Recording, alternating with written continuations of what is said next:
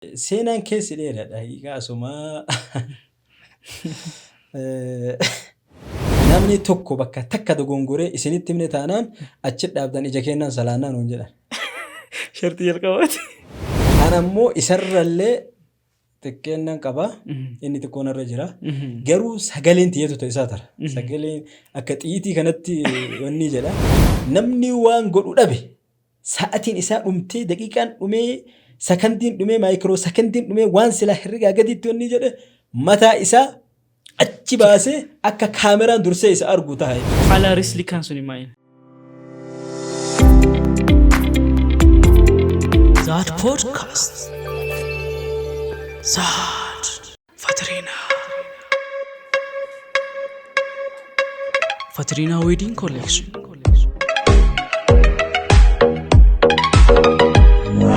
Fatrina.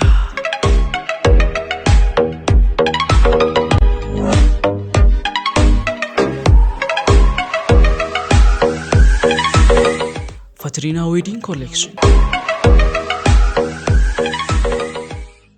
بسم الله الرحمن الرحيم. السلام عليكم ورحمة الله وبركاته. كبجمتوتا دعوة تزاد بودكاست هندك سنيو. الدوس نجتني تنجيني ربي رفي اسم برها قوة سنجا. هرس سجنتها بودكاست كيناتين ولا تدي بنجر. كسمة أدا كسمة جايبة سنيف دهر. كسمة كين نبيه هر. أسو والاسم برسين درتي الكبرت هندك سنيو. كسمة كنا نرى سمدا سمنا كيسنا مو. Akka namoota hedduu bira gahee namni hedduun barnoota irraa argatuuf share like gochuudhaan jalqaba. Akkasuma namni mana keenyaaf haaraa taatan hundi keessaniyyuu subscribe gochuu akka hin daganne kallattii maan gara keessummaa kiyyaatti sin dabarsaa. Keessummaan keenya guyyaa har'aa nama addaati sin jedhe ture. Nama addaati jechuun waan biraatiin osoo hin ta'in seenaa isaanii keessatti wantoota hedduu nama dabarsan akkasuma immoo gorsa dargaggootaaf ta'u ijoollee lafaa dhufaaf ta'u akkasuma immoo ga'eessotaaf ta'u wantoota hedduuf keessatti qabannee dhiyaannee jirra guyyaa har'aa. Marii jalqaba taasifne irratti wantoota baay'ee hubadhee jira waan ta'eef isinis positively waan baay'ee hubattanii irraa barattan jedhee yaada. Jalqaba irratti waamicha keenya kabajanii istuudiyoo keenyatti argamu keessaniif galatoomaa isin jechuu barbaada. Galatooma ulfaadhaa isinis guyyaa har'aa sagantaa kana irratti naaf heeruudhaaf baay'ee gammacha. Maashaallah. Hayyee mee ufumaa isin beeysamoo ufiif beeksiftan?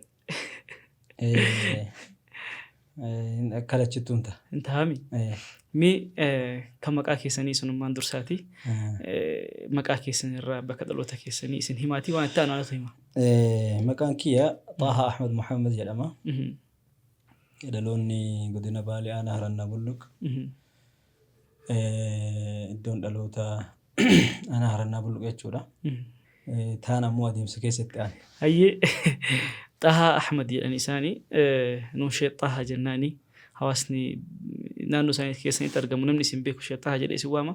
Hawaasni kun ammoo Sheekh Xaahaa yeroo tokko viidiyoo irratti isin arganii isin hubachuu danda'anii namoota hedduu gara amantii Islaamaatti yeroo dhufan shahaadaa qabsiisuudhaan beekamtanii maashaallah waan gaariidha.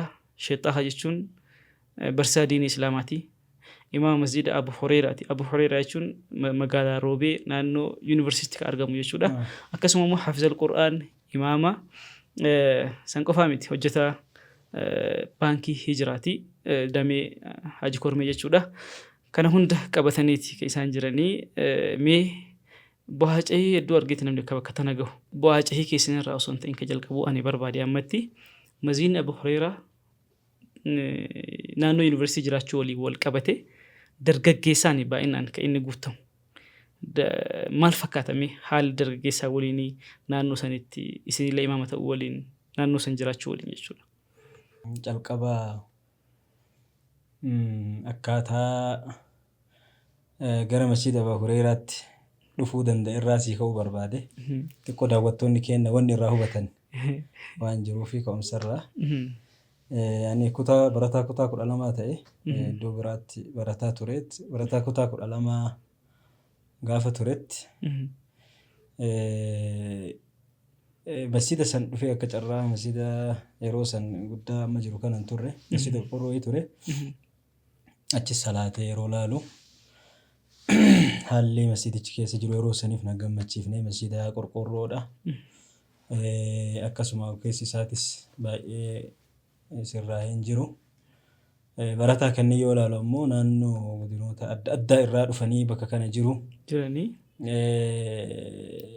Haala kanatti haqiiqaa waan kana godhaayyuu yaadee osoo hin tahin kana godhaa jedhee kallattiidhaan yookaan karoora wayii kaadhee osoo hin ta'in guyyama achitti dhufee salaata asrii achi salaatee ilaalee nama tokko hin dubbifnee keessa deddeemee ilaalee masjiidni kun barataa kanaa fi hawaasa iddoo garaagaraatii dhufee bakka kana jiru kanaan waliin madaalu waan jedhu sammuu kiyya keessatti qabadhee bakkuma san keessa taa'ee masjiida sanii osoo hin bahin yaa rabbi anama yeroo sanii kula fudhatamaa baay'ee yuunivarsiitota gurguddoo yeroo sanitti jechuun namni marri tokkoffaarra guutuu yuunivarsiitii Addis Ababa, Jimmaa, Haramaa tartiiba deebisee Adaamaa kanneen tartiiba kana deebisee kaadhee jira ture. Gaafa masjiida kana argee akkasitti argu hundi isaanii na keessa badan yuunivarsiitii Finfinnee, Jimmaa, Haramaa wanni jedhu sun hundi na keessa badee yuunivarsiitii Madda Walaabuu tokkoffaarratti guuta waan jedhu murteesse. Ammas yuunivarsiitii kanarratti tokkoffaarratti guutaa gaafa as nagahe masjiidni kun ijaaramee ija kiyyaan argu malee rabbi isinan ofiin jedhee du'aa bareedduu eegalee yaadadha haqiiqatan seenaa ajaa'ibaati. Yeroo kana isin barataa kutaa 12ti. Barataa kutaa 12ti. Jechuun gara kutaa 12tti dabree iyyuu gara kutaa 12tti dabree gara ganna keessa ganaa waggaan tokko naafa karoora saniin bara kutaa 12 san fixu hunda sammuu kiyya keessa hundi jiru.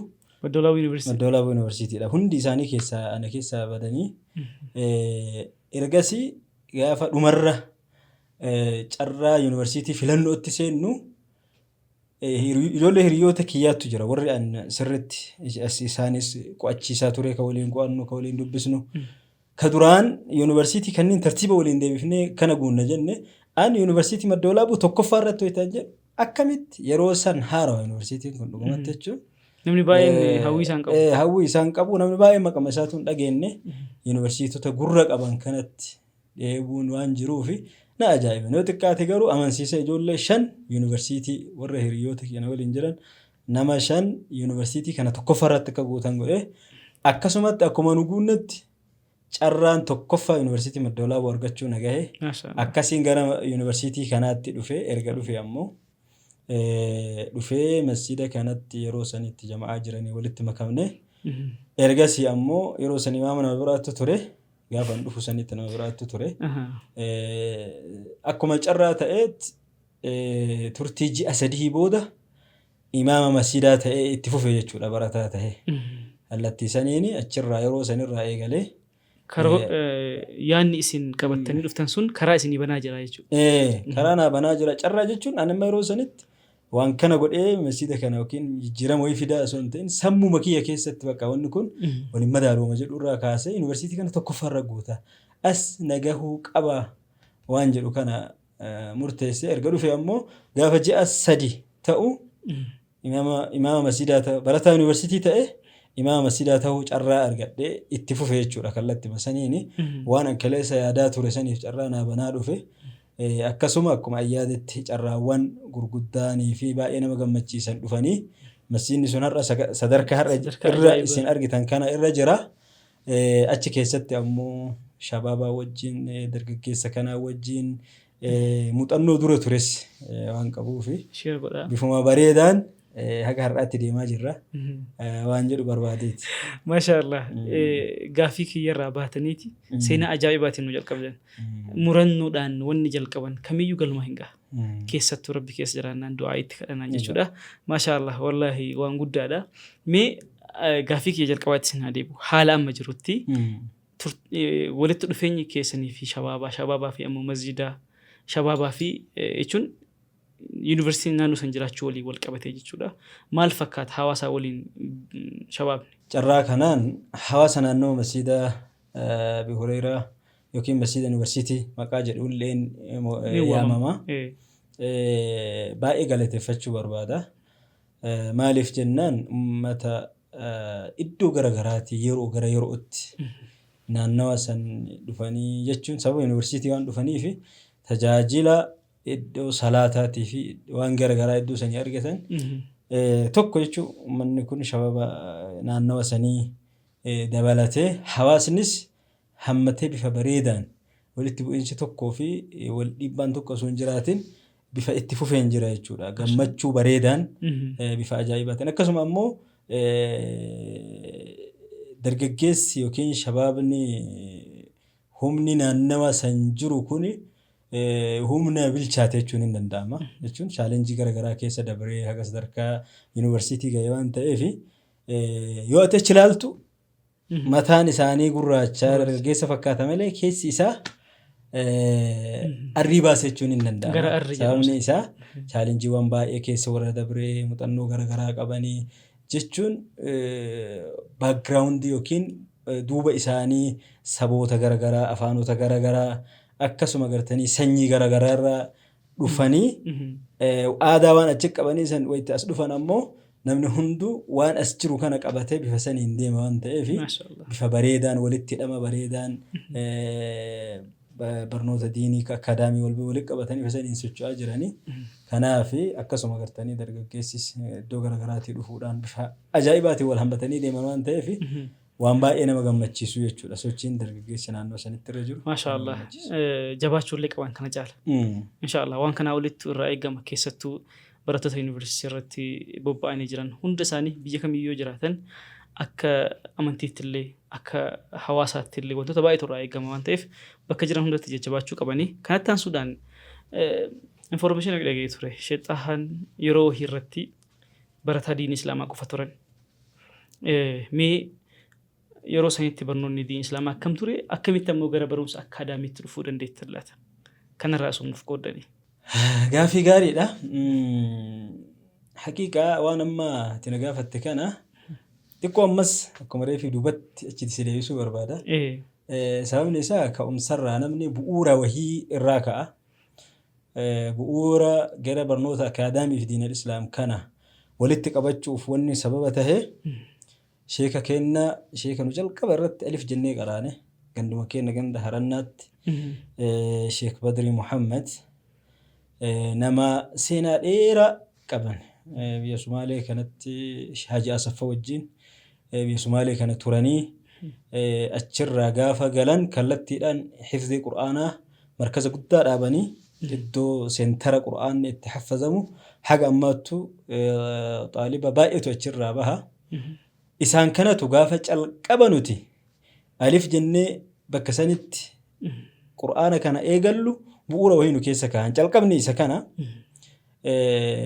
inni kunu maal inni nuti kallattiidhaan qur'aana isaan biratti eegalle osoo barnoota akaadaamii yookiin barnoota idilee kanan eegalin kallattiidhaan qur'aana isaanumarratti jechuun erga dargiin kufee mootummaan kufaatii Ihaadig keessa gara calqabaatti yeroon kuni isaanumarratti alif jedhanii nu eegalchiisaniit ergasii booda gaafa nuti qur'aana kana xiqqoo hiyyeessuuf kaane barnoota akaadaamiillee haga achi jiru san akka nuti barannu dirqama nurratti godhan. Kana jechuun namni haga har'aa yaadadha seenaa isaaniitiif haasoo isaanii shayini namni na biratti qara'u barnoota akaadaamiillee kutaa tokko jedhee eegaluu qaba. Namni barnoota akaadaamii san hin baranne galgala iddoo kana galgala magriba achi salaanni haga sa'a 2 galgala qaraana. Namni guyyaa waan biraa daddalagatullee hin jira. Nu ammoo kallattiidhaan namni barnoota achi dhaqee hin baranne galgala na biratti dhufee hin qara'u. Namni ammoo dhufee hin qaraane walitti dhufna jedhanii dirqama haasawa isaanii saniif namni ganda isaaniitiif bakka isaan jiranii san hundi ijoollee haga banni barnootaa jiru san hunda xumurree jechuudha. Ka'umsi jalqaba isa kana erga ammoo barnoota haga kutaa achi jiru yeroo sana kutaa 4 xumuree booda kallattiidhaan waan achi jiru waan xumureef gara aanota biraa deemee barachuudhaaf yeroo sanitti wanni hin jenne kallattimaan gara hifzii qur'aanaatti seenne erga hifzii qur'aanaa finne ammoo kallattimaan gara kitaabaatti gara kitaaba qara'uutti gara majlisa kitaabaatti seenne yeroo kana keessa kiyya ammas wanni dhaamsi sheekaa yeroo calqabaa ture sun na keessa jira. Waa'een barnootaa kun na keessa jira. Inni kun akkuma jedhutti tahee akkasumatti gara kitaabaatti seennee yeroo muraasa harawa iddoo harawa jedhamu naannoo Gindir kana achillee turre Sheek Shaamil bira. Achi booda kallattimaan gara Haji Yusuf biratti kitaaba qaraanee ture jaasaasa. Haji Yusuf Ciroo. Haji Yusuf Ciroo. Ammas osoo an kitaaba achumatti qara'aa jiru namni wahii ammas nama jiru barsiisaa Adam. Ustaaz Adam illee jechuudhaan beekamanii amma Shaashamannee jiru dhufanii da'waa godhan jechuudha. Ana ammoo keessa keewwanni kun hin jira kitaaba achitti qara'aa jirra.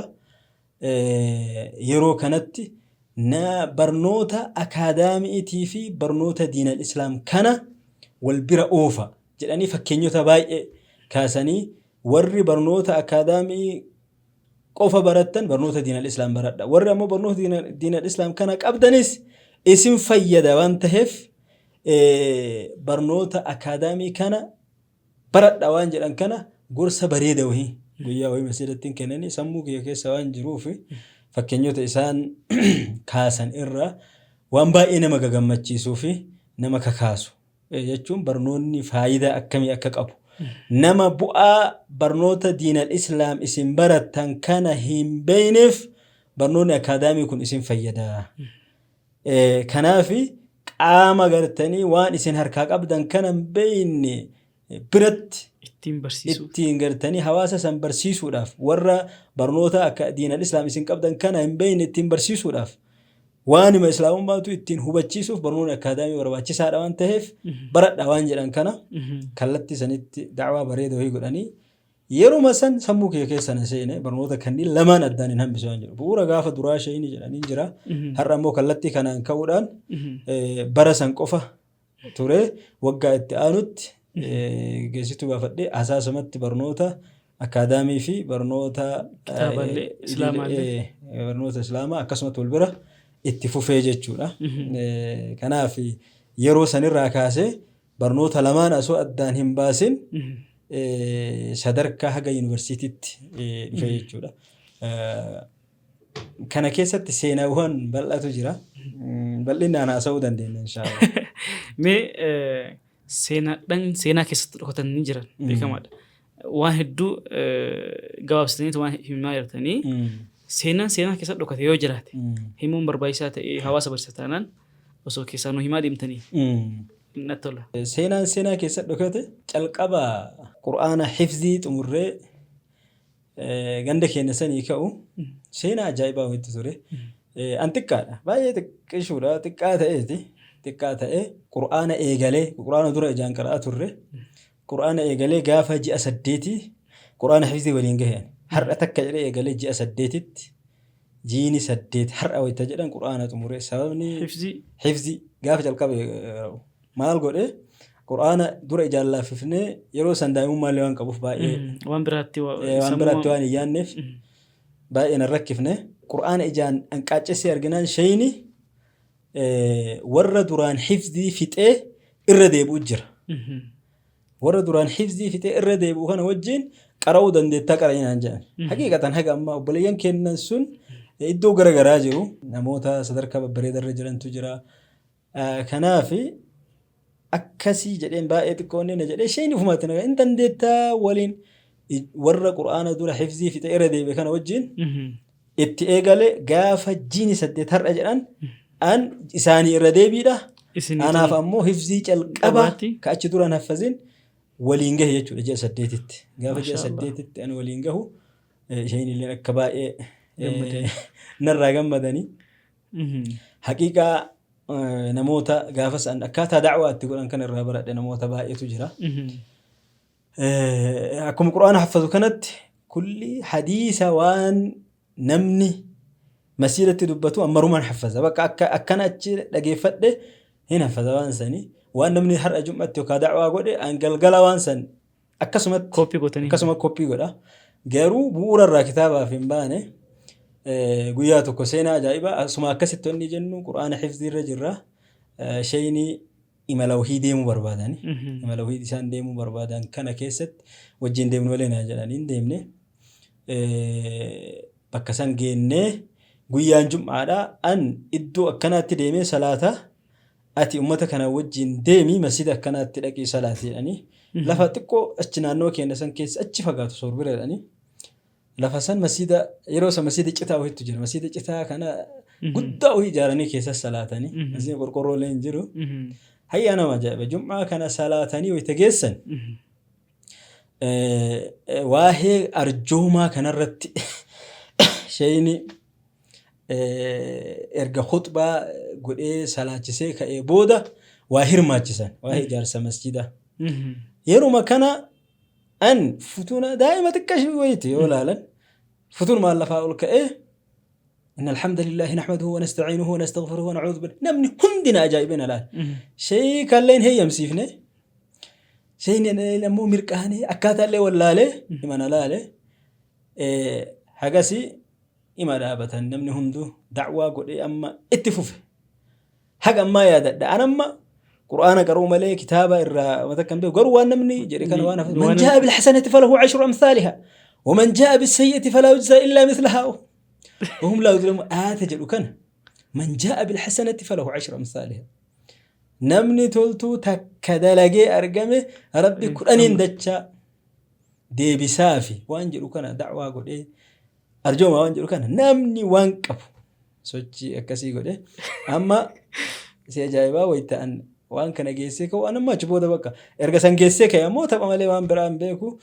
دفن شيء ويتشيني دفني أكنه لأن من أجايب قولته ونبر أكنت دعوانه كذي نيجلاني التمن حقيقة أكست التمني شيء أكمل جمدان إرجع كان أمو شيء القرآن أنا رد حفظكون إرجع أنا حفظي في تواهون دون نيجله أنا أكنت كذي من بربانه أكنت كذي ما نبربادينيف بقى أنا ما كرورة ديمسا يشون إرجع القرآن في تي بقى ديمي كتاب قرأوا وريت ألبا ورقدان كوني سين ديمنا مالي ناجل يعني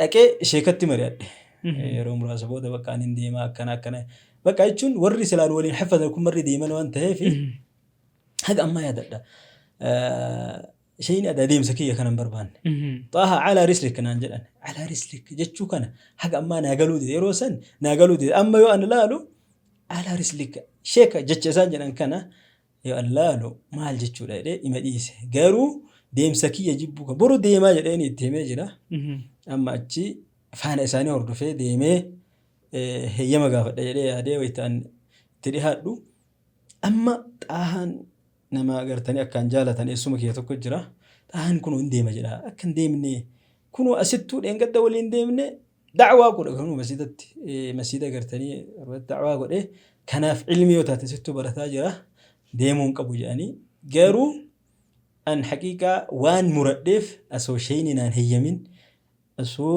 warri kiyyaan hayyamin warri xalabaa ummanni darasaan warri agartanii achitti kitaaba qara'an وفي وفتنا بتاني هركل فجلاتي كوبينا بتاني كنمني توك نقوبان قمنه جافه بهو كست طلب مفانا بدي أكست جرا كتابة ديمي أرجع عندي بودا من هندو دي سمالي كلتي هي ما تين ديمنه سوتشي كان هندا كست جافه أساسا رفنوس أرجع قرتني طلبا وجه سوتشي ببريدة قوني أتشرفني أديم صوت أكنا كنين كيسة challenge وان كنين guyyaa san keessatti isaan achiinaan ka'anii naan deemanii waan haga har'aa dagachuu hin dandeenye isaan naan deeman caammaa naa bitanaa hundoonni jedhanii boorsaa gartanii ka ofii baadhatanii yeroo tokko yeroo muraasanatti kennanii kiyyuma kana baadhachuu dadhabee yaadadha lafa naannoo qorra wahii keessa turre naannoo miilaan deemne an lafa dheeraa deemeen beeku akka malee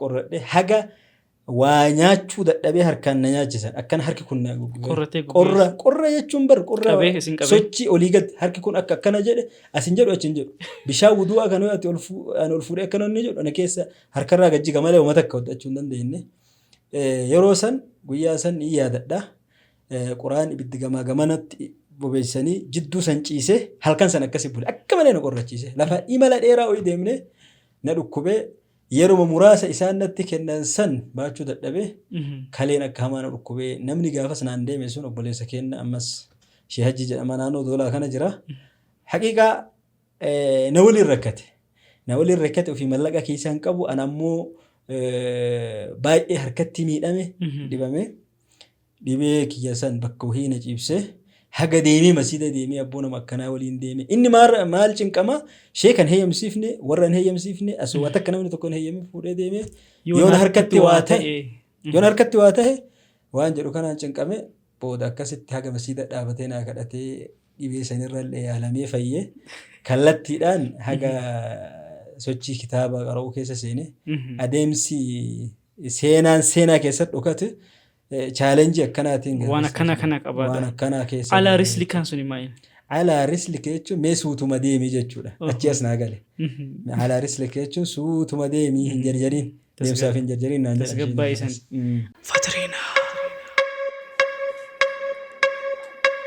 Fatriinaa Wedding Collection.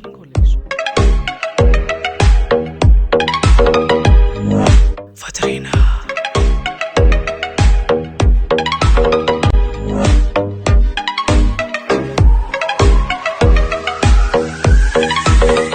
Fatriinaa Wedding Collection. Gola seenaa keessanii keessa deemaa jirra. Maashaallah galatooma ulfaadha. Namni waan baay'ee irraa barata jedhee yaada. Jireenya chaalenjii hin qabne hin jiru. Keessattuu jireenyi ilmii baay'ee chaalenjii baay'ee qaba. Lukaan deemanii, karaa dheeraa deemanii, nyaata dhabuutu jira. Wantoota hedduutu nama mudata waan ta'eef chaalenjii guddaadha. Chaalenjii kana dabarsuun ammoo uf duratti nama jabeessuu, nama qopheessuu irratti nama jabeessuu fi irratti nama qopheessuudha. Kana keessaan ammoo akkasuma namoonni hedduulleen chaalenjii kana dabarsanii illee badanii osoo jiranii jechuudha. Mee sheexaahaan chaalenjiin kanneen hunda dabarsanii jiranii dargaggummaa isaanii keessatti dhugaalee ta'uu dhabuu danda'a hin beekamu. Garuu haasaa nama tokko irratti sheexaahaan xiqqeenumarraa akkuma isin kaastan kana jechuudha. Haaxiba yookaan ammoo nama guyyaa jum'aa kuxubaa godhu asiin hin baratanii barnoota idilee asiin hin baratanii barnoota kitaabaa asiin ammoo guyyaa jum'aa illee imaamumti illee qabanii jedhamu. Wanni kun dhugumaan daa'imummaa keessaniin jalqabe moo guddatan jalqabe moo egaa yuunivarsiitii kana dhuftan jalqabe laata? Jechuun seenaan keessi dheeraadha. Hiikaa asumaa seenaa akkaataa itti gara khutbaatti seenee kana durattis waan akkaataa itti maatii sanii waliin makamee iddoon ani itti khutbaa eegale Itayyaa magaalaa Itayyaati. Gaafa asaasan achuma kitaaba qara'aa turre. Garuu achi duratti asuu asaasatti kitaaba qaraanu magaalaa Maraaroo jedhamtu naannawaa. Maraaroo magaalaa takka dhufne. Nuti quraana ijaan hin qaraanu yeroo san. Jechuun asuma quraana nu bira jiru qoomaan walii eeyina. Dhufnee yoo carraa arganne asittiin salaachifna waan jedhuun achi dhufnee. Lafti Ramadaana? Ji'a Ramadaana seensarratti dhufnee quraana muraaja'aa goonu namni baay'een nu arge. Haafiza waan jedhu kana yeroo san naannoo asaasaa kanatti ittiin salaatanii yeroo san achittiin eegalle namni gurraan dhagaa waan ta'eef ijoolleen haafizaa dhuftee waan jedhu kana baay'ee appreciate ta'ee namni sirriitti itti gammade. Yeroo sanitti warri imaammanii ijaan salaachisa. Ijaan quraana kanarra hattanne du'aayin wanni barreeffatanii irraa wanni jedhanii amma nuti dhufuu kanaan namni hundinuu salaachisuu qaba waan jedhan kana sumaa'onni jedhan Ramadaanni galgaluma kana ta'e. Galgaluma kana jechuun bakka taraawii seenuu ta'e namni haxixxiixu malee warri asumaa nuti achi jiru warri imaammanii ijaan nuun salaatanii halkan dura akkas ta'e halkan lammataa illee jaarsummaa seenan amma namoonni jaarsaa namoota gurguddootu jira magaalaa kana keessatti bakka ijoolleen haafizaa kun salaatuu qaban waan jedhu kanaan wal mormit ture warri imaammanii kun illee hin dhiifnu nuti akkamitti dhiifna ijaan salaachifna waan jedhu kana haafiza waan jedhu kana fudhachuu hin barbaanne uummanni ammoo itti ciche keessattuu shabaabni baay'ee wajjin dhamaanii guyyaa kana guutuus akkasumatti wal mormaa turanii galgala kanallee galgala lammaffaallee ijaan nuun salaatan. Dubbiin formaatan godhanne amma guyyaa sadaffaatti seenan. Gaafa sadaffaa kana amma jaarsonni agatti haasawan namni itti baay'atee humni marmoonni jennaan naannoo sa'a 11 walakkaa sa'a 11tti nu yaaman. Nu amma teenneetum quraana qaraanaa nu yaamanii wayita nu yaaman jaarsonni amma mee ulaagaa fi shartii isaan kaayatan warra imaamanii irraa dhagaa yoo isinii ta'e waliin deemtanii yookaan bakka waan isinii goonuu hin qabnu bakka dandeettanii asumatti akkana soomtanii bakka biraa deemtanii waan jedhan kana nuu kaasaayee ulaagaan maal waan jedhu xiqqoodha. Jennaan amma wanni nuti goonu yoo qur'aana kanarraa bakka takka ka cabsitan tahe bakka sanitti bakka takka isin lamaan keessaa namni tokkochi nama lama keessaa namni tokko bakka takka dogongoree isinitti himne taanaan achi dhaabdan ija kennaan salaannaa nuun jedhan. Shartii jalqabaati. Haga ammaa dagachuu dadhabe. Dubbii jabdu. Hagana amma ija keessallee wallaallee akkana jennu uma takka walii gallee yoo bakka takka cabsine nu dhaabdanii itti hafafnuu jenne. Sa'aan kun sa'aa namni itti qur'aana qara'ee gana yookaan asiin booda qur'aana galchuu danda'u. Sa'a 11 moo 11 walakka naannawa kana. Nuti garuu qur'aana yeroo san waan sirriitti cabsinee jirruuf guyyaa maanuu dheeyilii waan onni jenneef kuma baay'ee nu rakkifnee garuu sa'a san boodas sirriitti rivaayis goonee akka ajaa'ibaa kanatti hin qopheessinee ulaagaan kun hin dhagahamee masjiidni kun marri shaakkisee wayita nuti itti seenna. Maa akka jedhaniin jechuudha? Warri amma gareen bakka lamatti qoodame kun warri deeggartoonni warra imaammanii akkanuma nuun hasalaatan jedhu namni muraasni hin jira. Isaan kunis yoo jarri bakka tokko dogongorte hin dhaabna waan jedhu imaamman sanniin dabalatee jechuudha. Irra caalaan ammoo shabaabni namni hundi yoo asoo jarri bakka takka hin balleessine itti himti jarri kun waan jedhu namni masjiida guutuu kun marri quraana qabatee dhaabata. Wayita nuti fuula kana gaffinnee kaanitti dabarru shaa jedha akka wanni kanatti.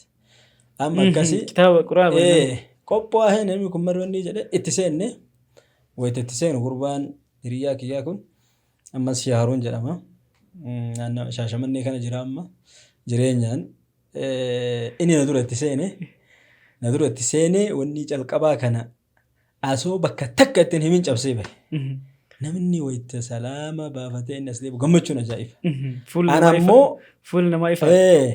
Ana ammoo isarrallee xiqqeennan qaba. Inni xiqqoon irra jira. Garuu sagaleen xiyyeetu ta'e isaa tara.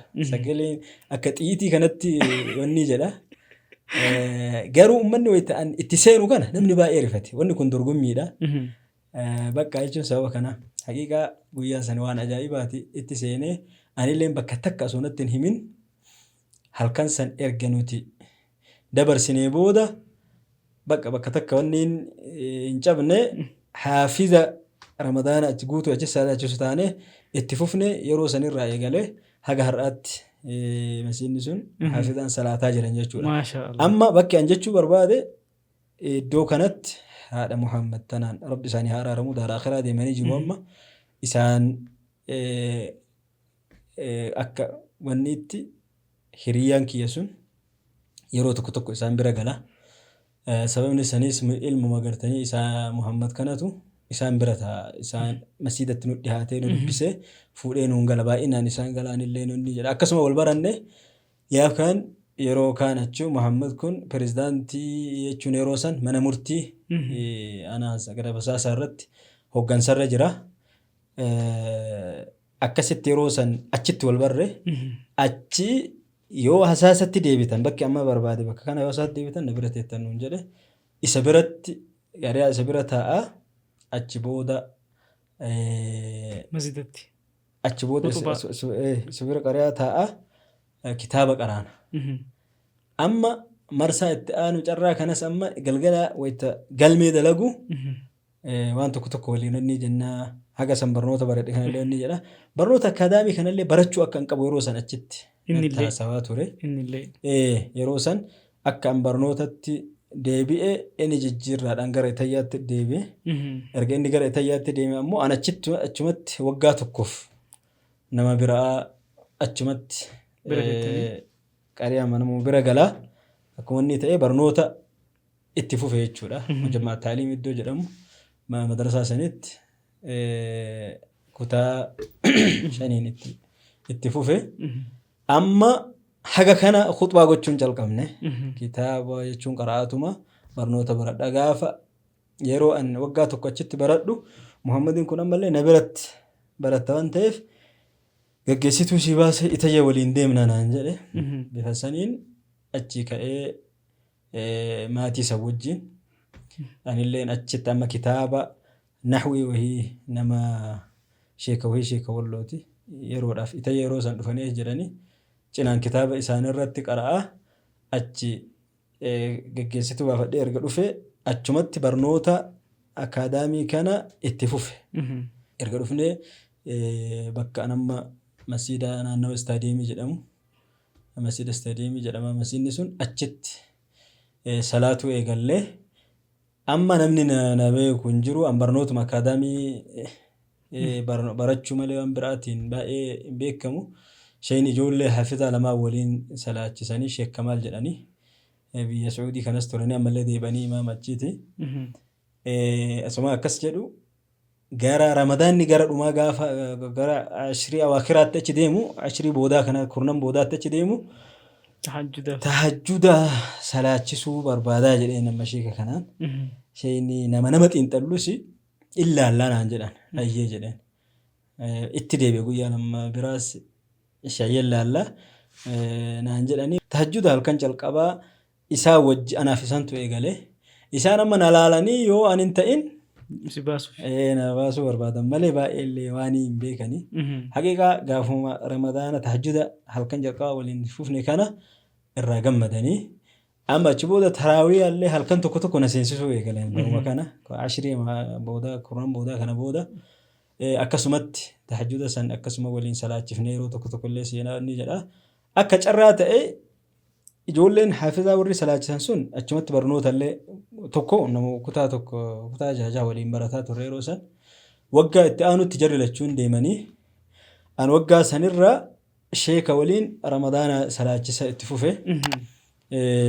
Achumatti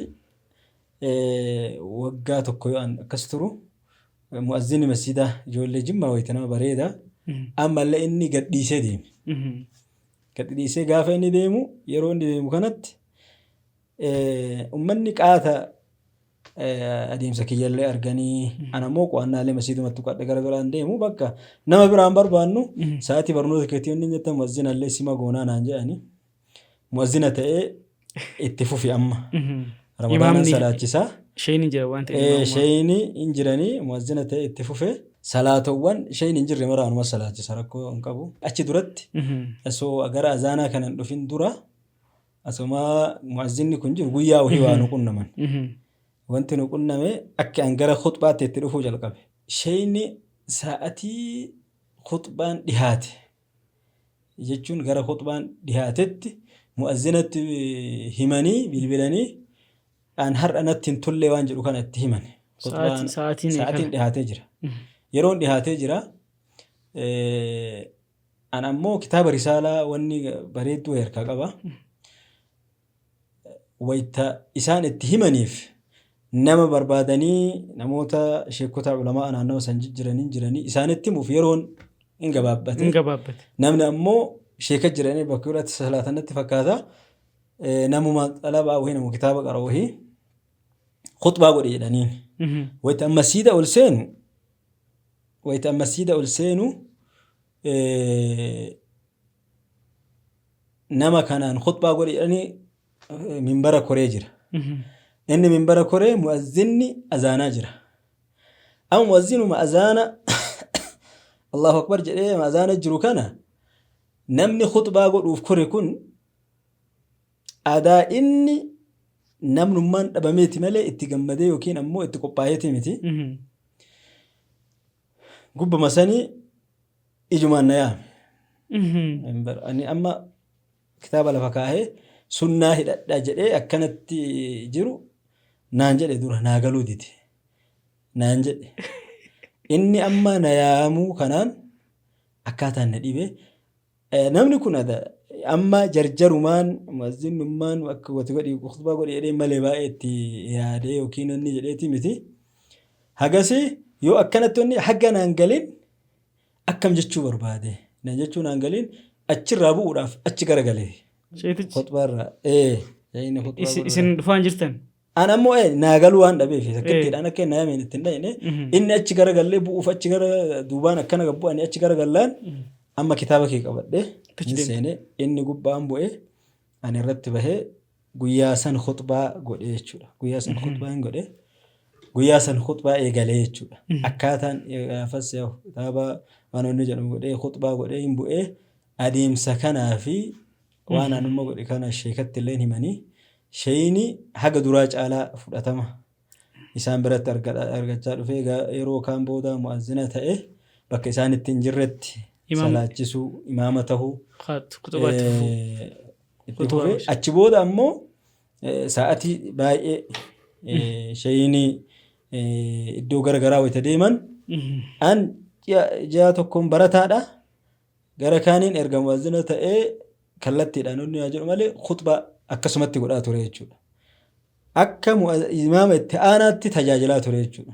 Nazaana sa'atii isaan onni hin jenne hundaa khutbaa anumatu godhaa nama biraa akka azaanu godhe bifa saniin seenaa akkasii sanitti ture yeroo sanitti haqiiqaa wanni an dagachuu dadhabe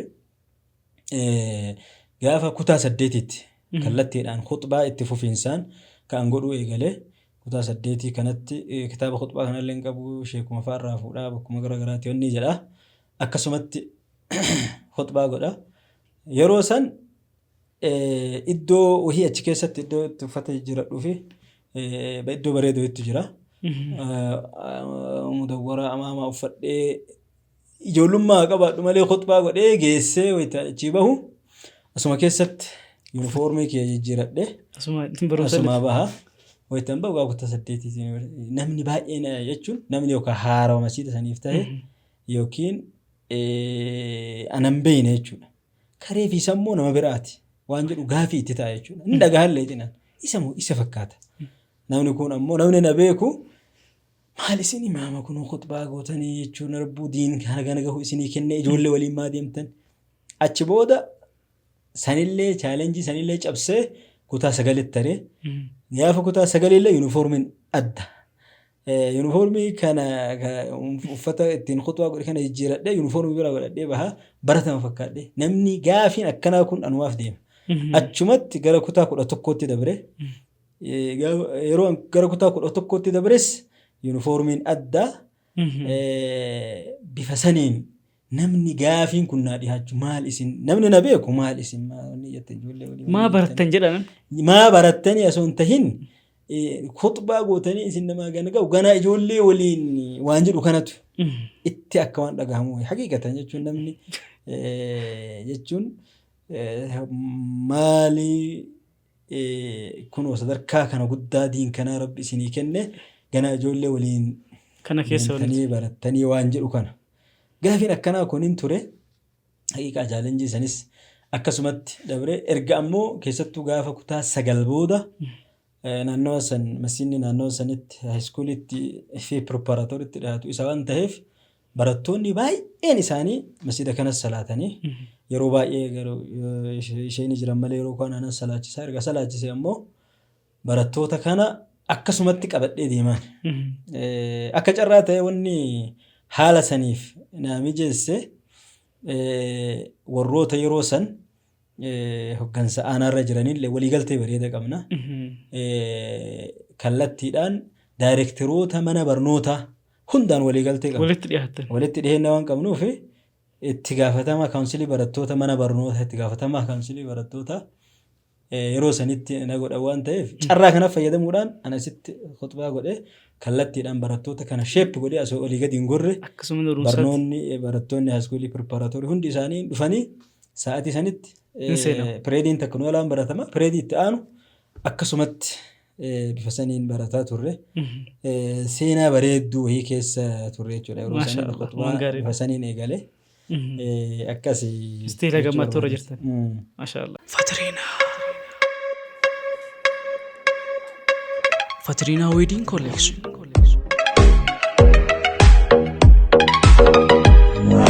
Fatrina.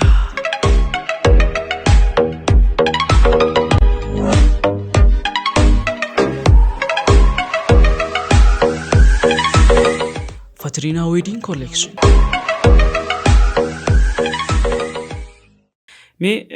Seenaan keessan baay'een hundeemaa jira. Dheerate illeedha. Kabajamtoota daawwattoota Zaad Podcast sagantaa gammaatti isin dabraa jirurraa waa hedduu akka barattan dhageeffattanii waa hedduu akka irraa fayyadamtan abdii qaba. Gaaffiiwwan muraasa itti aanatti dabree sagantaan isaanii ammatti akkanatti waan dhumullee miti. Inshaallah waan irraa fi yeroo biraatti dabarfata. Har'aaf ammoo wantoota muraasa dhaamsa barbaachisan irraa fudhataa deemnaa jechuudha. Ustaazni wantoota kana hedduu dabarsitanii bakka sana geettanii jirtanii mee dargaggummaa akkamitti ibsitan isin? Asirraa haa kaanuti waa'ee dhaamsaa. Dargaggummaa akkamitti ibsitan? Humni dargaggummaa, umriin dargaggummaa akkami? Dareeda. Dargaggummaa jechuun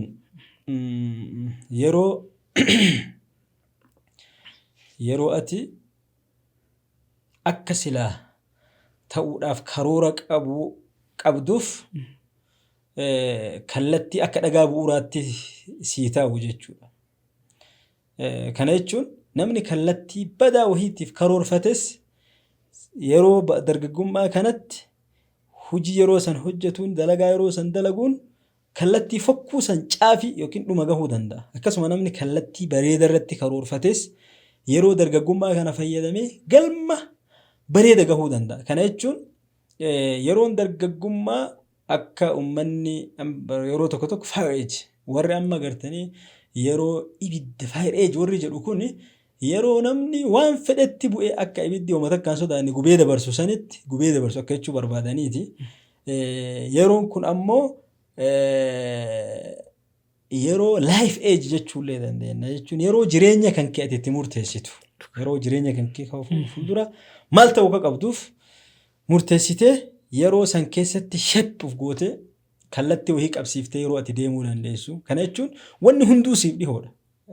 Kallattiin garri ati garagaltee marri wanni itti dalaydu kun hundi sirraa bareeda jechuudha. Akki ati taatu hundi sirraa bareeda. Amma namni maanguddoo tokko yoo inni waa balleesse namni afaan qabata. Namni dargaggeessaa yoo ta'e ijoollummaatti jira. Hagas jedhanii bira dabara waan ta'eef even hawaasarraa qeeqni waan sanirraa si deebisu baay'ee sitti hin argamu. Hin salphata jechuun dargaggeessaa akka fedhaatu yeroo ofii keessa jedha. Amma namni haganatti deebisa waan ta'eef yeroon kun kallattii gara ati itti garagalte hundaafuu haala mijataa fi waan si dhihaatutu jira jechuun haga sarkaa kanaatti qeeqa gara biraati namni maal naan jedhaa waan jedhu sanuu waan hin qabneef baay'inaan yeroo ati jireenya kee ka of duraatiif murteessitu jechuudha. Garri marruu si dhihoodha waan ta'eef kallattii kana mirgamu bitaadhamu fuulduramu duubatti deemamu olitti gaditti deema yeroo ati murteessitu dargaggummaan yeroo akkasii waan ta'eef namni dargaggummaa kanarratti kallattii bareeda qabatee jedhe wanni hundi isaaf salphataa laafaa yoo rabbi gartanii irratti isa gargaare galma bareeda gahuu kan ittiin danda'u yeroo dargaggummaa kana jechuudha. Yeroo qaba, humna qaba, akka barbaade ta'uu danda'a jechuudha. Akkas yeroo kanatti utaalee akka barbaade ta'uu danda'a yeroo qaba akkasuma humna itti qaba. Maaliidhaaf wanni baay'ee wanni isa daangessu hin jiru jechuudha. Wanni isa daangessu wanni ammoo even namni tokko yeroo umriin kee achi deeme wantoota baay'eetu dhagahamaa deema jechuudha. Yeroo hattan waan dabarse irratti dhimma maatii keetii yaaddee waan tokko galma wahii bakka wahii kallattii wahii kaa'atte yeroo ati gartee duuba kan kee ilaaltee waan sanirraa gartanii inni jettutu jira waan ta'eef garuu yeroo dargaggummaa kanatti wama hundaafu kallattii hundaaf yeroo keetitti fayyadamtee humna keetitti fayyadamtee beekumsa keetitti fayyadamtee mul'ata bareeda kaayattee irratti dalaguu qabdu yeroo dargaggummaa kana jechuudha. Dargaggummaan waa hundaaf yeroo ati dhagaa bu'uuraa kaayattee itti fayyadamuu dandeessu. Yoo itti fayyadamte si fayyaduu danda'u. Yoo itti hin fayyadamin ammoo yeroon ati itti halaakamtullee nu itti baddullee yeroo sana jechuudha. Yeroo sana. Maashaallah.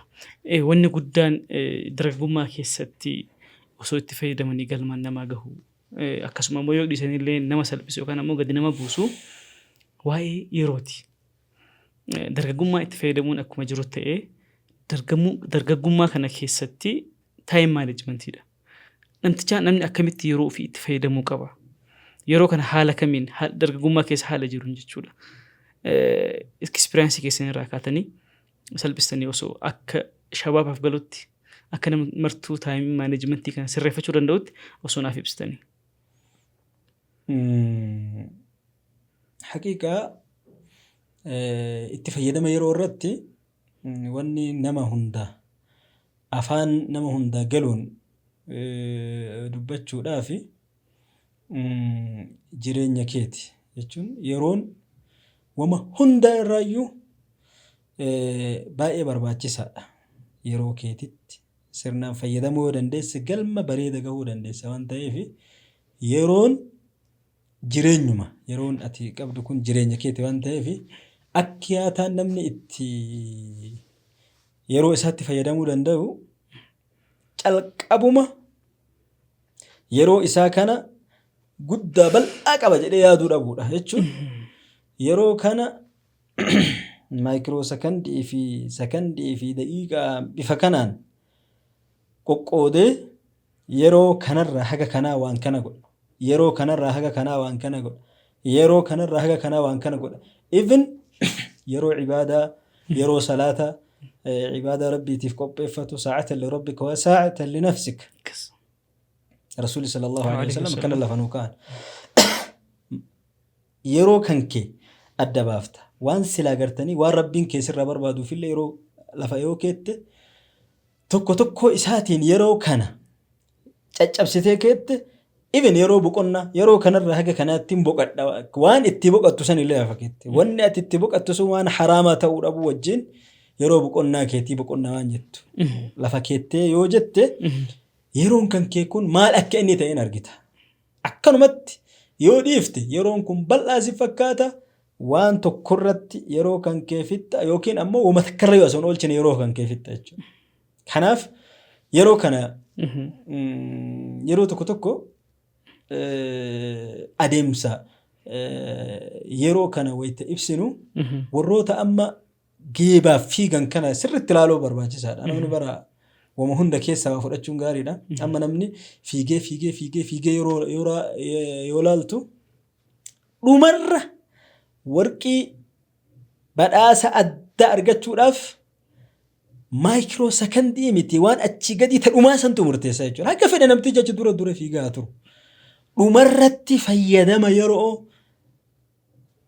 dhuma gartanii sekondoota dhumaa san irratti yoo ilaalte namni waan godhu dhabe sa'atiin isaa dhumtee daqiiqaan dhumee sekondiin dhumee maayikiroo sekondiin dhumee waan sila herregaa gadiitti wanni jedhe mataa isaa achi baasee akka kaameraan dursee isa argu ta'a jechuudha. Haguma san xiqqoma bakka san dura yoo achi dabre ebaluun kun tokkoffaa jedhanii fudhatan. Haga namoota kana kun jilbaan bahaa kun bakka wahiitiin gartanii achi badee kaameraan akkanatti wal qixxeessee mul'isee namoota kanneen addaan baasu. Kana jechuun yeroon ati ilaaltu kun bifa saniin fakkeenyaaf nama geeba fudhatu ta'uudhaaf nama badhaasa addaa fudhatu nama warqii fudhatu meedaaliyaa maali jedhanii agartanii addunyaan addaan baafte kana jireenya keetitti wayita as deebiftee ati ilaaltu sadarkaa makamu akhiratti nama gartanii bakka guddaa gahu ta'uuf duniyaa tanatti nama bakka guddaa gahu ta'uudhaaf fayyadamni yeroo haga sadarkaa saniitti ilaaluun barbaachisaadha jechuudha. Tokko jechuun kun fakkeenya nama hundaafuu galu kanaaf itti fayyadama yeroo kan keetii kana yeroo qabu amma yeroo tokko yoo ilaaltu dargaggeessi kenna sa'ati yeroon inni qabu kun waan takkaatti hin fakkaatu. Kaan kolfatti, kaan taphatti, kaan fiilmii garagaraa ilaalchatti, kaan ammoo mobaayiluma asii gad olii gad oofu waan bu'aa hin qabne waan boruu isan guddifne irratti yeroo isaa kana fixa. Yeroon har'a inni fixu kun boruu isaa tahuu dagachuudha irraa ka'eeti jechuudha. Boruu isaati wanni kun jireenya isaati.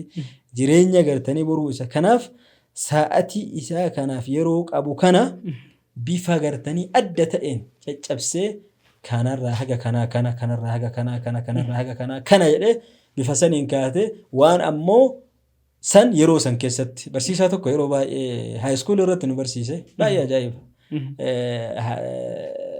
Waan inni yeroo san dubbate haga ammaa sammuu kee keessa don't delay to work jedhe yeroo mara takka kilaasii seenuun guyyaa yeroo nu barsiise gara waggaa lama akkas nu barsiise don't delay to work jechuun waan har'aa dalaguu dandeessu. Boritti hin dabarsini. Waan har'a hojjechuu dandeessu kan har'uma fixi. Waan har'a hojjechuu dandeessu kana maa boruuyyuu hin dalaginaa. Akkasuma yeroo hin qabna waan jedhu kana wanni amma nu miidhee duubatti nu hambise tokko waan kana don't delay to work. Waan dalaydu kanaaf yeroo ittiin kennini. Waan amma maayikiroo sekondii ammatti itti aanutti waan daqiiqa ammaatti daqiiqa itti aanutti waan sa'a ammaa dalaguu dandeessu daqiiqa itti aanutti waan guyyaa har'aa dalaguu dandeessu guyyaa itti aanutti waan torban kana keessa fixuu qabdu torban itti aanutti hin dabarsini. Waan ji'a har'aa dalaydu ji'a itti aanutti wanni kun waluma jalaa deema waan ta'eef jiruu keetiif akkaataa itti ilmi namaa wal duraa duubaan gartanii duubatti hafu keessa fayyadamni yeroo gartanii murteessaadha jechuudha. Maashaallah. Waan baay'ee kaasaa turtanii waa'ee yerootiin wal qabatee barnoota gaarii hubannoo gaarii ta'aaf jedhee yaada dargaggootaaf keessattuu jechuudha. Namni kamuu qaamni kamuu hawaasni iddoo kamuu jiru umrii kamirrayyuu jiru haala yeroo itti fayyadama yeroo kana sirnaan hubate taanaan sirriitti milkaa'uu danda'a jechuudha. Mee gaafii dhumaa wahii qaba. Jechuun isiniif gaafii dhumaa osoo hin ta'in sagantaa har'aa kanaaf gaafii dhumaa ta'u. Dargaggoota keenya akka isaan of argataniif akka isaan amantii isaan irratti jabaataniif waan isaanirraa barbaachisuu fi qabsoo isaanirraa barbaachisu galmaan akka isaan gahaniif waamichi isaaniif taasifamu. Waamicha jechuun da'awaan isaanitti godhamu jechuudha. Da'awaan gosa hedduu qaba. Mee haala kamiin yoo godhame irra bareedaadha yoo jennee kaasnee? Bareeda. Namni kamuu humnaa fi akkaataan yaamsa isaa akkaataan inni itti yaamamu humna isaatiin umrii isaatiin beekumsa isaatiin garaagarummaa qabaachuu qaba. Haga danda'ame akkasitti yaamuun bareeda. Yoo gara dargaggeessaatti as dhufne dargaggeessa kana akkaataan nuti itti gara islaamummaattis ta'inaa gara khayriitti isa yaamnu akkaataa adda taheen waan atiraaktii isa godhu waan gartee isa harkisu wahiitti yaamuun barbaachisaadha jechuudha. Rabbu subhaanahu wa ta'ala ud'u ila sabiili rabbika bil hikma. Waan kana keessa waan guddaa jira. Wayita gara gartanii islaamummaatti gara khayriitti yaamnu namuma kamuu rabbi bil hikmati wal maw'izati al hasana. Hikma wanni jedhu kun waan hunda bakka isii maltu kaahudha jedhan ulamaan. Bakka isii maltu hikma jechuun waa hunda bakka isii maltu. Kanaaf bil hikma wayita jennu dargaggeessa akka isaan malutti yaamuu barbaachisa. Akka inni sirraa fahamutti, akka inni sirraa dubbisutti, akka inni sirraa beekuu danda'utti yaamuun barbaachisaadha. Kana jechuun afaan inni beekuun jechuun akka isaa galutti akkasuma wal maw'izati al-hasana akkaataa bareedaan yaamuun barbaachisaadha. Gorsa bareeda isaa kennuun. Kanaaf dargaggeessa kanaaf wayita gartanii da'waa itti goonu wayita yaamnu maaltu isaaf barbaachisa waan jedhu calqaba maal yoo itti dubbadhe narraa fahama narraa hubata waan jedhu kana akka isaa galu lafa kaachuun barbaachisaadha jalqabuma. Maaliidhaaf akkuma jalqaba kaase da'waa umrii nama itti da'waa goonuu san beekaa waliin itti godhuun barbaachisaadha. Kana jechuun akka jaarsatti goonutti dargaggeessatti godhuun hin ta'u. Dargaggeessatti godhuun. Akka waan jaarsaan jedhan ijoolleen jechuun waan ijoolleen jedhan jaarsaa jechuun haqiiqaa akka walii galaatti fakkeenyaaf wantoonni hadiisa quraana wayita fudhanne umuma kun akka walii galaatti gartanii caammiidha akka walii galaatti hundaafuu akka tokko godhuun nima danda'ama. Garuu da'waa waan ispeeshaal ta'e akkaataa itti dargaggeessa kana bifa gartanii ogummaa qabu yaamuudhaaf akka isaa galutti isa yaamuun barbaachisaadha. Kana jechuun hadiisuma quraana keessaa waan dargaggeessa kanaan jechuu qabnu adda baafnee jechuuniin waan isaan gorsuu qabnu adda baafnee gorsuun barbaachisaadha jechuudha. Kanaaf dargaggeessa kana keessatti wayita laallu yeroo ammaa kana keessatti haqiiqaa haalli kun waan xiyyeeffannaa guddaa barbaadu ta'eeti natti mul'ata. Maaliif hawaasaa fi dargaggeessi addaan fagaataa waan deemaa natti fakkaata. Amma dargaggeessi yeroo ati ilaaltu waan addunyaa tana keessatti dalagamu karaa sooshaal miidiyaa jedhamu kanaan onlaayinaan piraaktikaalii nama biraa imaama godhatee sheeka godhatee waan san kallattiidhaan kajala deemu argita yeroo baay'ee. Wanni kun waan isatti da'waan godhamu kana dagataa gurra itti kennuu dhabaa nu harkaa bahaa deemuun kun akkamitti furmaata argataa yoo jennu dargaggeessa kana da'waa isa fakkaatu qopheessinee akka isaan maluuf bakka isaan malutti akka inni nurraa dubbisuu danda'utti yaamuun barbaachisaadha. Keessattuu waan inni nurraa arguu danda'u. Piraaktikaali qabatama waan inni sirraa arguu danda'u irraa kaasee haga gartee waan inni gartee harkaan qabatee arguu danda'uu fi kallattiidhaan irraa wafahamuu danda'u irratti xiyyeeffata. Bifa saniin da'waa adda ta'e dargaggeessa kana bifa saniin yaamuun barbaachisaadha jedhee yaada. Sababni isaa yoo nuti akkanumatti kadhiifnu tahe qaamni biraa ka da'waa gartanii biraa isatti godhee isa harkisaa jiru waan jiruuf baay'ee jira waan ta'eef kallattii garaagaraatiin jechuun har'a waati ilaalte dargaggeessi har'a mobaayila garaagaraa wantoota garaagaraa kana waan isatti dhihoo jiru kanarraa bifa saniin yeroo gabaabduutti waa wahii ilaalaa waan san jalan deemaa bifa saniin ta'uun kun adeemsa kufaatii gartanii jenereeshina kanaatiif baay'ee ariifachiisaa ta'e natti mul'ata waan ta'eef kanaaf da'waa bifa gartanii bareeda ta'e waan mooderni ta'e dargaggeessi kun waa irraa hubachuu danda'u irratti xiyyeeffannee bifa saniin deemuun barbaachisaadha. Bifa isaatiin isa yaamuun gaariidha waan jedhu barbaadeeti. Maashaallah ergaa bareedaadha. Keessattuu waa'ee dhimma dargaggootaa irratti waan baay'ee kaasanii jirtanii qaama da'waa akkasii qopheessu keessaa yookaan qaama da'waa akkanaa shabaabaan malu nama maraa umrii isaatiin malu qopheessu keessaa isinillee nama tokko akka taatan abdii qaba. Inshaallah sagantaa biraatiin yeroo itti aanutti isaanii waliin walitti deebina. Ustaaza keenyarraa hajaa hin fixannee da'waan isaanii waamichi isaanii gorsi isaanii baay'ee tokko nama fayyada waan ta'eef anis dhuunfaadhaan yeroo hedduutti dhiyaadhee isaan waliin walitti haasaa baay'ee walirraa qabna waan ta'eef sirriitti walitti dhiyaannaa sirriitti isaan beekanii isinis sirriitti fayyaduu danda'an jedhee isin fide inshaallah sagantaa itti aanu keessattis isaanumaa waliin walitti deebinee sagantaa bareedaa gorsa bal'aa argachuu dandeettan detail informationii life experience isaanii irraa waan baay'ee nu ibsuu danda'a waan ta'eef jechuudha.